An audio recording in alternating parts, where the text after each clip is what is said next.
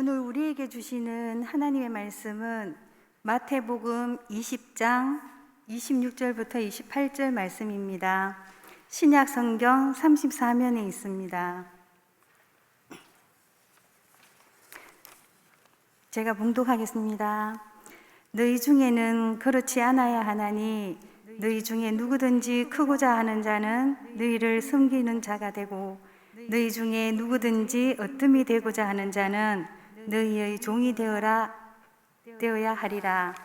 인자가 온 것은 섬김을 받으려 함이 아니라 도리어 섬기려 하고 자기 목숨을 많은 사람의 대속물로 주려 함이니라. 아멘.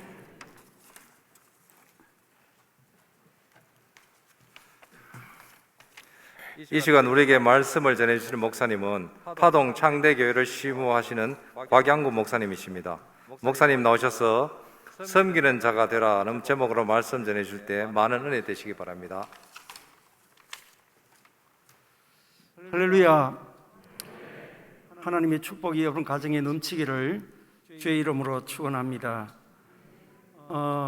제가 부모교회 강단에서 말씀을 전하게 된 것을 영광으로 생각합니다. 특별히 우리 실버위원회 이쪽에 봉사하시는 분들과 함께 말씀을 나누게 된 것을 더 영광으로 생각합니다. 섬김이라는 것이 얼마나 중요한가 아마 여러분들이 다 소중하게 알 줄 압니다. 오늘 교회가 이런 섬기는 자들이 많아야 그 교회는 좋은 교회다, 저는 그렇게 생각합니다. 점점 앞으로 세상이 이런 섬기는 자들이 적어지는 시대가 오지 않겠나. 저도 걱정이, 어떤 행사를 하려고 하면 목사님 하지 마십시다, 사람이 없습니다, 힘듭니다, 그런 이야기들이 요즘 와서 너무 많이 들려오고 있어요. 그래서 참 안타까운 마음들이 있습니다. 저는 이등병 때 이제 1사단에서 근무를 했는데 사단장이, 제가 근무할 그 당시에 사단장이 예수 믿는 사람이었어요. 그런데 이 사단장님이 예배 전에 와서 군인들의 신발을 정리하는 걸 봤어요. 정말 감동을 받았습니다. 여러분, 군은 계급 사회잖아요. 그러면 최고 지휘관이 명령 한마디에 움직입니다. 그런데도 불구하고 예배 전에 나와서 섬기는 모습을 보고 너무나도 감동을 받았습니다. 그런데 그렇게 할 수 있는 이유가 뭐냐? 교회이기 때문에. 교회이기 때문에 할 수 있는 거죠. 세상에는 그렇게 하면, 주변에 있는 사람들이 그렇게 하면 안 됩니다라고 이야기합니다. 그러나 교회는 가능하다고. 그래서 이 교회는 신분 관계없이 섬기는 자리가 바로 교회 같습니다. 섬김이 잘 된 교회들이 좋은 교회라고 그렇게 말할 수가 있죠. 사람이 온전하지 않는 사람은 내가 누군데 하면서 섬김에 대해서 창피하게 생각하는 사람이, 저는 사람이 덜 됐다, 그렇게 말하고 싶어요. 왜냐하면 성경은 우리에게 섬김에 대한 이야기들이 많이 하고 있어요. 그래서 예수님도 이 땅에 오신 이유가 뭐냐? 섬기기 위해서 오셨다. 오늘 여러분들 봉독을 했습니다만 26절에 너희 중에는 그렇지 않아야 하나니 너희 중에 누구든지 크고자 하는 자는 너희를 섬기는 자가 되라. 크고자 하는 자는 섬기는 자가 되라. 교회에서 누가 큰 자입니까? 직분을 받은 사람이 큰 자입니까? 예수님은 우리에게 말씀합니다. 섬기는 자가 큰 자다. 예수님은 그렇게 말씀하고 있습니다. 그래서 우리가 큰 자가 되기 위해서는 우리의 마음에 섬기는 마음들이 있어야 되는 거죠. 이것이 얼마나 중요한가 하는 것을 가르칩니다. 아무리 많은 물질을 가졌다 할지라도 섬기는 마음이 없다면 섬기는 자가 아니죠. 아무리 학식이 뛰어난다 할지라도 섬기는 마음이 없다면 섬길 수가 없는 거죠. 그렇기 때문에 섬기고자 하는 그 마음이 우리 마음에 있다는 것이 중요한 부분인 거예요. 그래서 오늘 말씀은 크고자 하는 자는 섬기는 자가 되라. 이것을 우리에게 강조하고 있습니다. 그 다음에 27절에 보니까 너희 중에 누구든지 어뜸이 되고자 하는 자는 너희 종이 되어야 하리라. 교회에서 어뜸이 되고자 하는 자는 누구냐? 어뜸이 되고자 하는 자는 종이 되라. 앞에 26절에는 크고자 하는 자는 섬기는 자가 되라. 그리고 27절에는 어뜸이 되고자 하는 자는 종이 되라. 이 종이 되라 이 말은 뭐예요? 나는 종이고 너는 주인이다 그 말이에요. 내 주인을 섬기겠다. 그런 의미로 이 말씀을 주신 거잖아요. 네가 나의 주인이다. 주인이 잘 되면 종은 기뻐합니다. 주인이 잘 되는데 종이 싫어할 사람이 있습니까? 없잖아요. 그리고 종은 또 주인이 하라는 대로 하고 또 주인이 기쁘면 종도 기쁜 거죠. 그렇기 때문에 종이 되어라. 그래서 우리는 이 섬김에 있어서 이런 부분들이 우리 가운데 있으니 크고자 하는 자는 섬기는 자가 되고 어뜸이 되고자 하는 자는 종이 되라. 이 말씀을 우리는 깊이 생각해야 될 것 같습니다. 세상은 그렇지 않아요. 세상은 자기가 높임을 받기 위해서는 다른 상대방을 짓눌러야 되는 거예요. 오늘 세계가 그렇잖아요. 지금 여러분 정치 세계에 보면 어쩌면 이해할 수 없는 부분들이 많잖아요. 잘못했다고 한마디만 하면 될 텐데 그것을 못하는 거예요. 왜? 그 말을 했다면 끝나는 거예요. 그 자리에서 내려와야 되기 때문에. 그러나 오늘 교회는 그렇지 않다는 거예요. 그래서 세상에는 보면 날마다 흉을 보고 헐뜯고 그렇게 살아야만 자기가 올라가기 위해서, 자기가 높은 자리에 차지하기 위해서.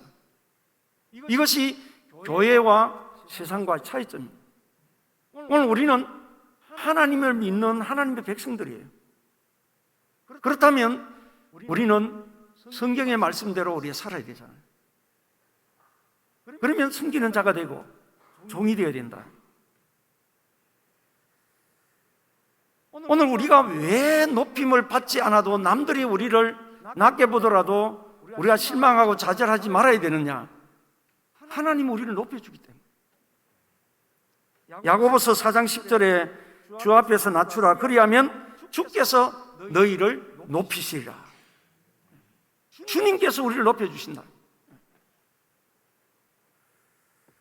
사랑하는 성도 여러분, 다른 사람이 나를 낮추기보다도 내가 내 스스로 낮추는 것이 자존심이 덜 상합니다. 그렇기 때문에 여러분 내 자신이 먼저 낮추어버리는 이것이 오늘 우리 가운데 있어야 되지 않겠나 생각됩니다.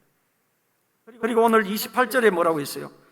인자에 온 것은 섬김을 받으려 함이 아니라 도리어 섬기려 하고 자기 목숨을 많은 사람의 대속물로 주려 함이니라.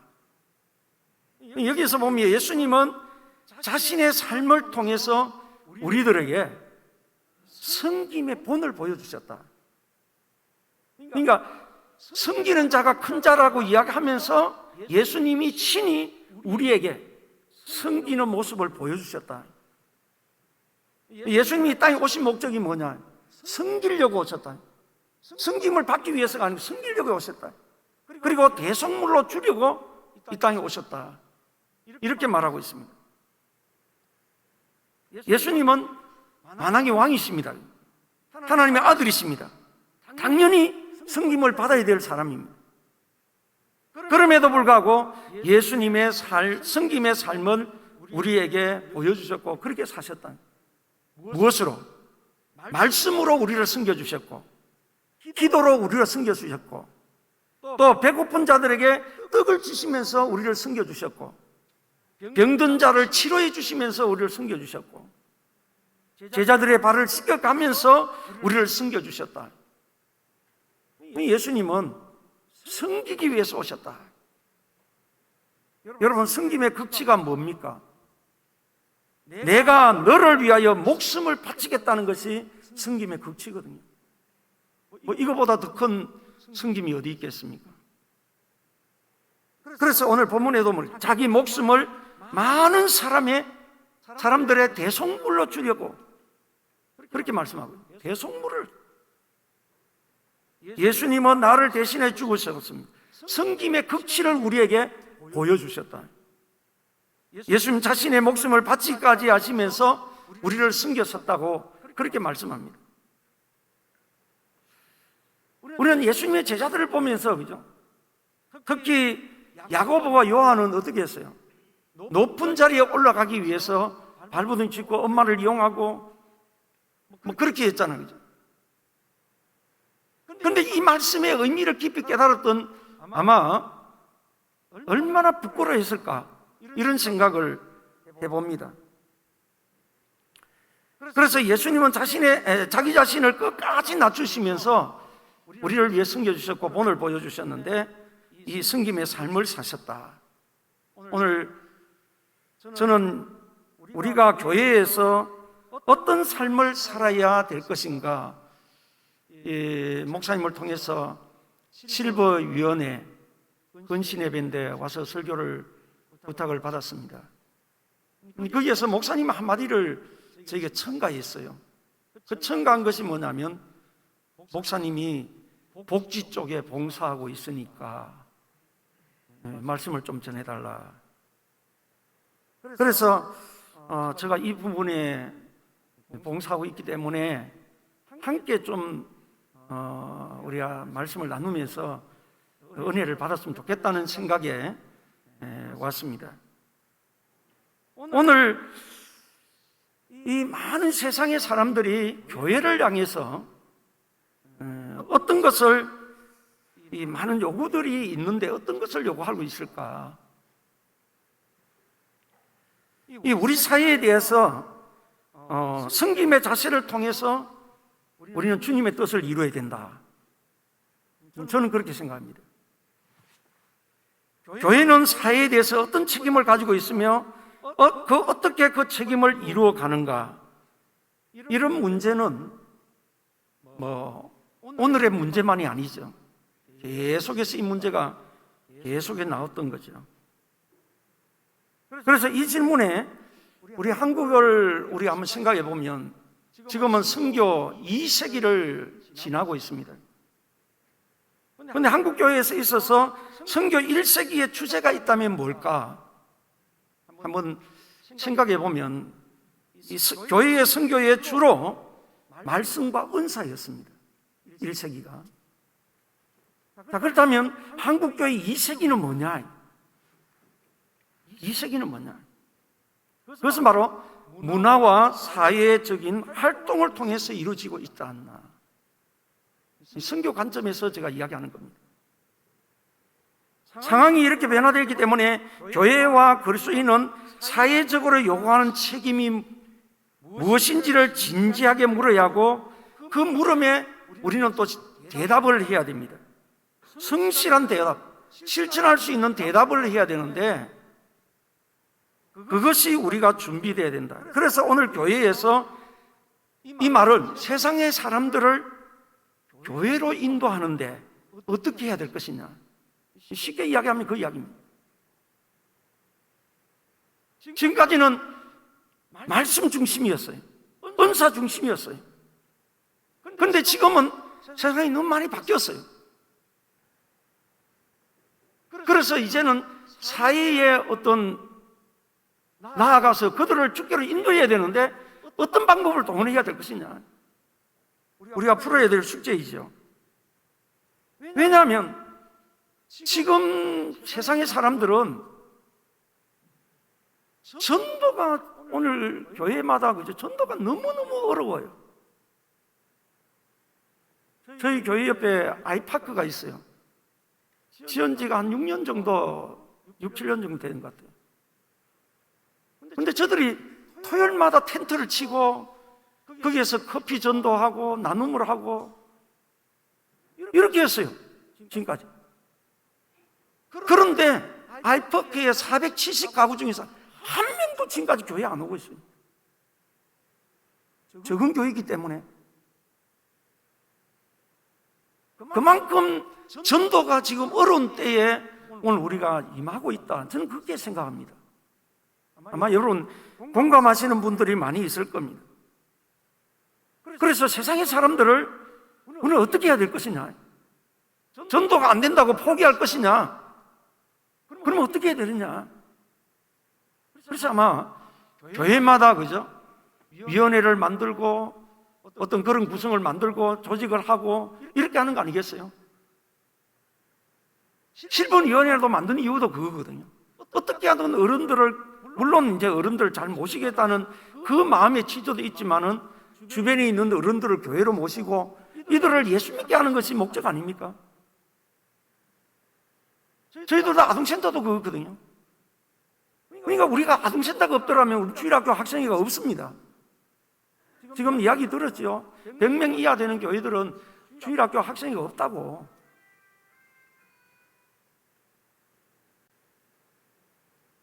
이런 어떤 실버교육, 아동센터, 청소년 아카데미, 뭐 이런 어떤 무료급식 이런 것들을 이제 해서 어떻게 하든 세상의 사람들을 교회로 올 수 있도록 만드는 역할. 저희 교회는 2006년도에 교회를 지으면서 거기에 이제 아동센터를, 지역 아동센터, 명칭이 지역 아동센터입니다. 아동센터를 거기에 이제 구청의 허가를 받아서 운영하고 있습니다. 여기에 지금 아이들이 오늘 35명입니다. 정부의 지원을 받고 있죠. 그런데 이런 아이들이 센터에 오므로 또 교회하고 연결돼 가지고 이렇게 교회 주일학교와 학생회가 운영되고 있습니다. 그런데 저는 또 한 가지 보면 단순하게 그런 아이들을, 아동들을 교회로 오는 것도 목적이지만은 거기에 봉사하는 사람들이 몇 명인지 아십니까? 한 기간을 운영하는데 20명에서 25명까지 섬김을 하는 거예요.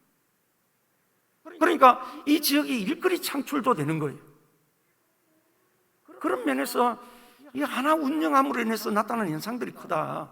그래서 교회가 또 복지를 한다니까 주변의 사람들이 너무 좋아하는 거예요. 교회에 대한 좋은 소문들이 또 있어요. 그래서 아이들을 교회로 데려와서 이들에게 이제 신앙을 심어주고 말씀을 심어주고 그렇게 해서 하나님 믿게 만드는 것이 목적이 아닙니까? 그런데 여러분, 오늘 실버위원회를 만들어서 실버를 하는 이유가 뭐냐면 어떻든 어른들을 좀 잘 모시겠다는 마음도 있지만 그 한쪽 구석에는 어떻게 하면 이 사람들이 예수 믿게 하고자 하는 그런 의미가 더 많이 잠겨 있지 않습니까? 그런데 여러분, 전도가 안 돼요. 그럼 어떻게 하겠어요? 이런 부분들을 통해서 우리가 해야 될 거 아니에요. 그래서 저는 이 부분을 말씀을 여러분 하면서 좀 말씀에 어떤 깊이 들어가지는 못하지만 그러나 이 복지하고 우리 교회하고 이런 연관성에 대해서는 정말 좋은 시간인 거 아닌가 이런 생각도 해봅니다. 제가 복지를 하면서 기독교 안에서 복지를 어떻게 연결시켜 나갈 것인가 이런 고민들을 많이 했습니다. 그래서 가만히 살펴보니까 성경에서 말하는 섬김이라든지 봉사다든지 이런 것들이 뭐냐? 이 복지라는 복지. 가만 보면 복지예요, 복지. 그래서 이 복지가 어디에서 탄생됐느냐? 사실은 복지라는 이름을 사용한 것은 16세기거든요. 16세기. 독일에서부터 시작된다고 저는 그렇게 봅니다. 그런데 성경에 보니까 이 복지는 엄청 오랜 시간 전에 이 말씀이 바로 이것이 형성됐더라고요. 이사야 시대 때. 그러니까 이사야가 예수님이 탄생하기 600년 전이잖아요. 그때 이미 복지라는 말은 안 썼지만은 복지를 했더라고요. 복지의 개념을 이야기했더라고요. 이사야 60장 1절 말씀에 주 여호와의 영이 내게 내려섰으니 이는 여호와께서 내게 기름을 부어서 가난한 자에게 아름다운 소식을 전하게 하려 하심이라. 나를 보내사 마음이 상한 자를 고치며 포로된 자에게 자유를, 갇힌 자에게 노임을 선포하며. 이 말씀이 복지더라고요. 이사야가 이 말을 사용했어요. 사실 복지라는 말을 사용한 것은 16세기지만 성경은 이미 사용하고, 그리고 예수님 시대 때에 와서 누가복음 17장의 19절에 보면 이사야 글을 책에 펴서 이렇게 기록한 데를 찾으시니 곧 주의 성령이 내게 임하셨으니 이는 가난한 자에게 복음을 전하게 하시려고 내게 기름을 부으시고 나를 보내사 포로된 자에게 자유를, 눈먼 자에게 다시 보게 함을 전파하며 눌린 자를 자유케 하고 주의 은혜의 해를 전파하게 하려 하심이라 하였더라. 예수님이 복지를 했더라고요. 이렇게 생각하면요, 오늘 우리 교회가 복지를 먼저 시작한 거예요. 한편으로 생각하면 이 말씀을, 그죠? 예수님이 땅에 오신 목적이 뭐냐? 어렵고 힘든 자들을 살리기 위해서. 물론 성경의 의미를 성경 신학자들이 이야기할 때는 그건 목사님 아닙니다라고 이야기할 수도 있어요. 왜냐하면 여기에서 자유라는 말은 죄에서 자유를 이야기하거든요. 그런 차원에서는 그 말도 내가 부정하지는 않습니다. 그러나 꼭 이렇다라고 말 안 할 수 없는데, 그러나 우리가 이거 연결시키다 보니까 이 복지가 바로 예수님이 하신 일이더라. 그렇게 생각나는 거예요. 한편으로 생각하면 교회는 사회에 대해서 어떤 책임을 가지고 있으며 어떻게 그 책임을 이루어야 되느냐. 다시 말하면 오늘 하나님의 말씀을 중심으로 해서 어떻게 사회에 하나님 믿지 않는 사람들을 교회로 데려올 것이냐, 이 숙제지요. 물론 성경에 보면 뭐 사회봉사론 이런 말들이 없어요. 그 성경에 디모데후서 3장 15절에 보니까 또 어려서부터 성경을 알았나니 성경은 능히 너희로 하여금 그리스도 예수 안에 있는 믿음으로 말미암아 구원에 이르는 지혜가 있게 하느니라. 이 말씀을 보면 성경의 목적이 뭐냐면 구원이에요. 구원. 성경의 목적은 구원이에요. 그러니까 구원 때문에 성경이 기록된 거거든요. 그런데 성경은 그 무엇보다도 먼저 구원에 관심을 가졌어요. 이 구원의 행동을 수반하게 되고, 하지만 강조하는 부분이 뭐냐면 구원입니다. 구원. 그런데 이 구원에 따른 행위에 대해서 말하는 경우에도 사회적인 봉사에 대해서보다도 신앙의 공동체 내에서 책임이 더 관심이 있다라고 이렇게 말할 수가 있어요. 그래서 따라서 사회 봉사에 대한 성경적인 입장을 찾는 일은 아직도 그런 부분에 쉽지 않아요. 저도 복지 쪽에 공부도 하고 복지를 하다 보니까 이쪽에 또 강의할 시간도 또 있었어요. 그런데 여기에 대해서 강의하려고 자료를 찾는데 너무 없어요, 자료가. 그만큼 아직도 이런 부분에 대해서 연구한 논문이라든지 그런 연구서들이 찾기가 어렵습니다. 그럼 저는 왜 이야기를 하느냐면, 이런 학자들이 연구를 많이 좀 해놓으면 그걸 참고로 해서 우리가 활용을 한다면 교회가 더 많은 효과적으로 사람들을 주께로 인도하고 봉사할 수 있지 않느냐, 그 이야기 때문에. 근데 어떻든 저는 이 복지를 이야기하면서, 성김에 대해서 이야기하면서 가장 중요한 것이 있다면 그것이 뭐냐? 복지에 있어서 성김이다. 그래서 오늘 예수님께서 성기려고 이 땅에 오셨다, 그 말을 중심으로 해서 오늘 헌신 예배 섬기는 자들을 위해서 이 어떻든 실법위원회, 그분을 섬기는 여러분들이 위원회잖아요. 그 위원회의 선교 헌신 예배이기 때문에 제가 이 말씀에 대해서 좀 함께 초점을 맞춰서 말씀을 드렸습니다. 여기에 뭐 복지학을 강의하고 박사 논문을 발표하는 그런 시간이 아니기 때문에 섬김에 대한 이야기를 제가 많은 시간에 하려 할 수 없으니까 설교 시간이기 때문에 길게 하지는 않습니다.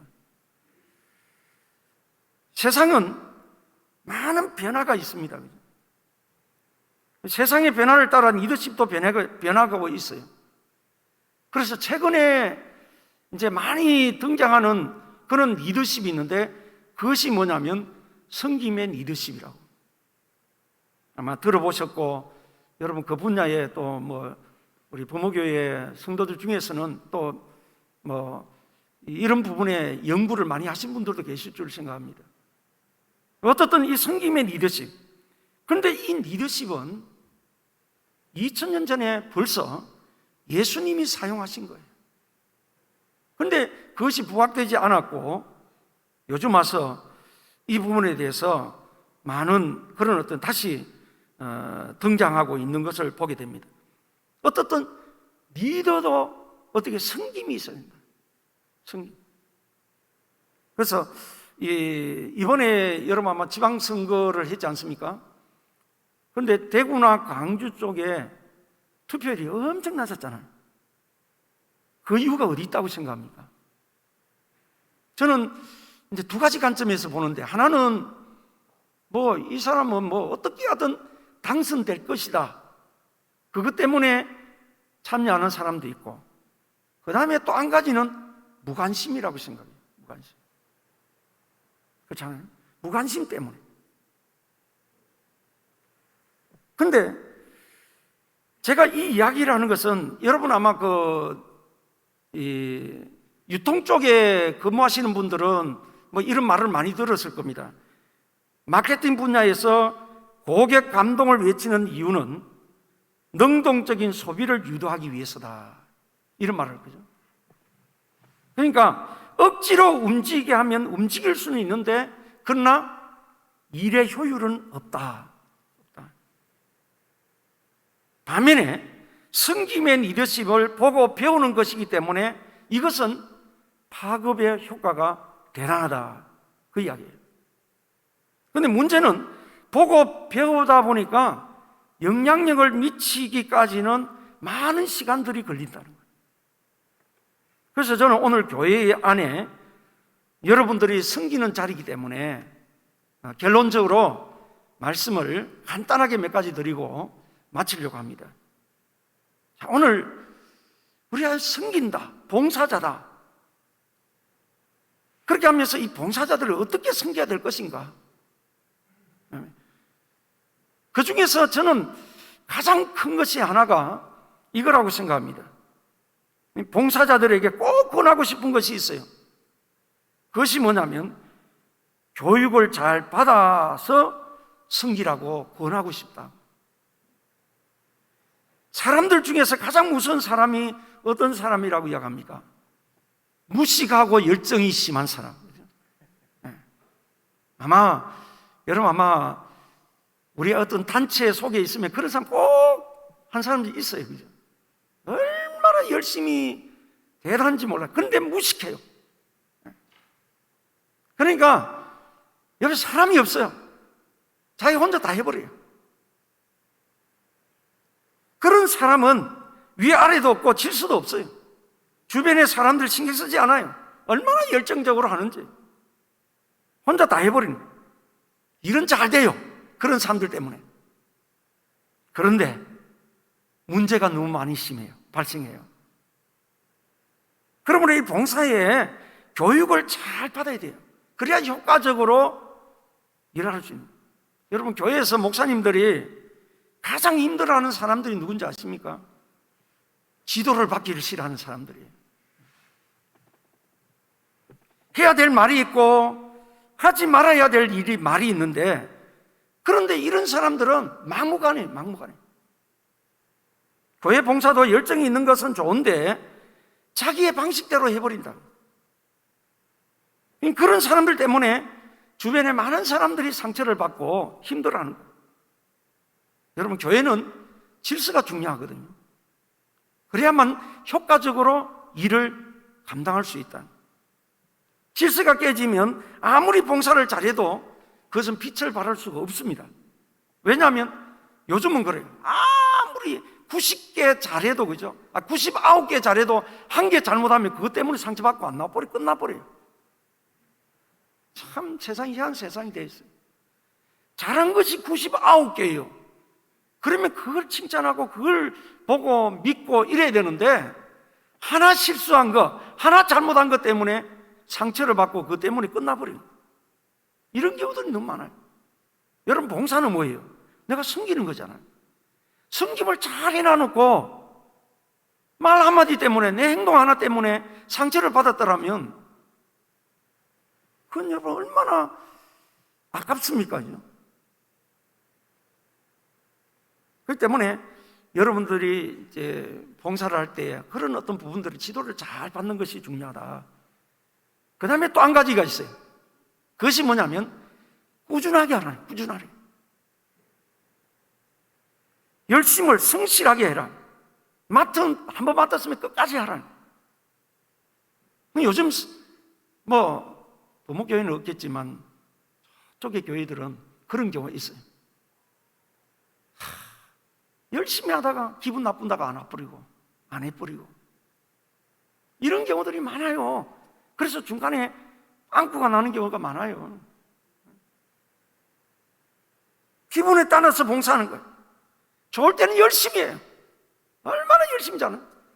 근데 뭔지 모르게 토라져 버리면 그 다음에는 사람들이 겁을 낼 정도로 얼마나 힘든지 모르겠어요. 그래서 상황에 따라 흔들리는 경우도 있고. 왜냐하면 이끌어 가시는 분들이 너무너무 힘들어요. 이런 모습을 보면서. 그래서 성경에 보면, 여러분, 저는 단어 중에서, 성경의 단어 중에 좋은 단어가 하나 있는데 그게 항상이라는 말이 있어요.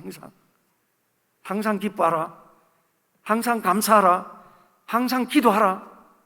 그 말이거든요.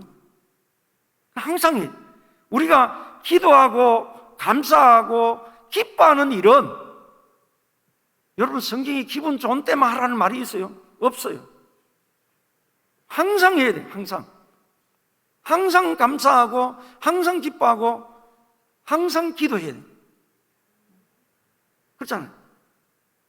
여러분, 숨 쉬는 것을 여러분 어떻게 합니까? 숨 한참에 확 쉬었다가 그 다음에 멈췄다가 다시 그렇게 합니까? 안 하잖아요. 기도가 숨 쉬는 것 같다, 그런 말이 있잖아요.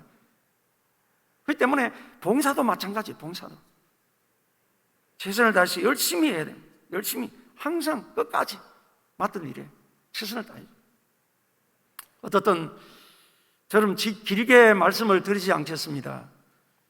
오늘 여러분, 어떻든 실버위원회 봉사하시는 여러분들이 정말 내 한 사람이 중요해요. 내 한 사람. 오늘 제가 낮에 우리 교회 설교는 아이성에 대한 설교를 했어요. 아이성. 그런데 아이성은 아간의 범죄입니다. 그죠?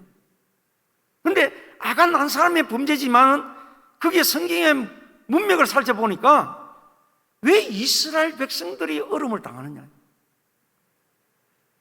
한 사람이 잘못했는데 불구하고, 그 사람만 잘못하고 그 사람만 치만 내는데도 불구하고 하나님이 이스라엘 백성들에게 손을 대더라고요. 그게 말씀 속에 보니까 이 합동이 공동체이기 때문에, 이스라엘 백성들에게 하나님께서 하신 말씀이기 때문에, 그 말씀을 어기기 때문에 하나님께서 이스라엘 백성 전체를 힘들게 만드는 거예요. 그러니까 여러분, 내 한 사람이 봉사 잘함으로 인해서 많은 사람들에게 영향을 미치고 은혜를 끼치고 그 한 사람 때문에 그 해가 삽니다. 그러나 반대로 내 한 사람의 잘못함으로 인해서 거기에 많은 지까지 희생했고 많은 투자를 했는데 불구하고 그것이 빛을 발하지 못하는 경우도 있다는 거예요.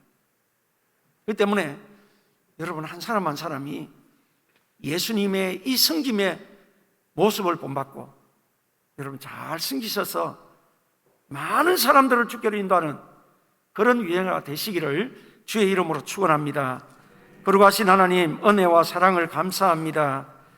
오늘 실버위원회 헌신 예배를 통해 주신 말씀 마음에 새기셔서 우리가 잘 섬김으로 인해서 많은 사람들에게 유익을 주고 힘을 주고 용기를 주고 은혜를 느낄 수 있도록 인도하여 주시옵소서. 축복해 주시기를 원하오며 예수님의 이름으로 기도드리옵나이다. 아멘.